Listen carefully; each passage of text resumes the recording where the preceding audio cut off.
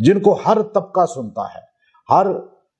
مسلک کا بندہ سنتا ہے، دنیا دار بھی سنتے ہیں، دین دار بھی سنتے ہیں۔ اب دیکھیے چند احباب جو مذہبی جماعتوں کے ہیں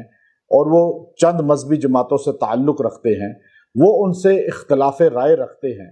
اور وہ یہ چاہتے ہیں کہ مولانا طارق جمیل صاحب دامت برکاتہم العالیہ وہی کریں جو وہ جماعت کے کارکن کہہ رہے ہیں اور جو ان کی سوچ ہے، جو ان کی جماعت کا نصب العین ہے۔ ایسا ہو نہیں سکتا۔ ہر بندہ اپنی جماعت کا اور اپنی سوچ و فکر کے مطابق قرآن و سنت کا پابند ہے چلنا۔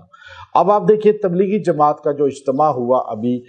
مانسیرہ کے اندر، اس میں مولانا طارق جمیل صاحب دامت برکاتہم العالیہ باقاعدہ طور پر جو ہے تشریف لے کر گئے اور پہلے گئے، اور ہزارہ یونیورسٹی کے اندر آپ کا بیان ہوتا ہے اور وہ آپ سب دیکھ رہے ہیں کہ ہزارہ یونیورسٹی میں کتنا کثیر تعداد میں نوجوان لڑکے لڑکیاں آپ کے بیان کو سن رہے ہیں اور آپ کے بیان کو سن کر جو ہے کس طرح جو ہے نماز پر آ رہے ہیں، دین پر آ رہے ہیں۔ اور کتنی بڑی بات ہے کہ یونیورسٹیوں میں ڈانس پارٹیاں ہوتی ہیں اور ان یونیورسٹیوں کے اندر ماحول قرآن و سنت کا حضرت مولانا طارق جمیل صاحب کے بیان کے ذریعے پہنچ رہا ہے، اور وہ اگر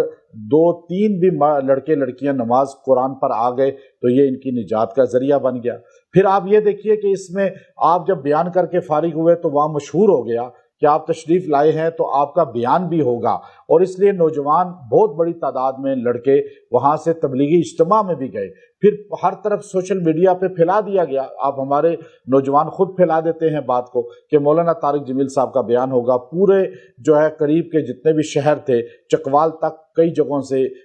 لوگ تیار ہوئے اور وہاں منسیرہ گئے کہ مولانا صاحب کا بیان ہوگا۔ مولانا طارق جمیل صاحب ایک عام آدمی کی حیثیت سے، جیسے ہر بندہ اجتماع میں جا سکتا ہے، آپ بھی تشریف لے گئے، لیکن آپ چونکہ تبلیغی جماعت کے بڑوں میں سے ہیں، 54 سال سے آپ تبلیغ سے منسلک ہیں اور الحمدللہ آپ نے بڑی زندگی تبلیغ کے کام میں کھپائی ہے۔ پوری دنیا میں تبلیغی جماعت کا تعارف کا اس دور میں سب سے بڑا ذریعہ نام ہے مولانا طارق جمیل صاحب کا۔ اب آپ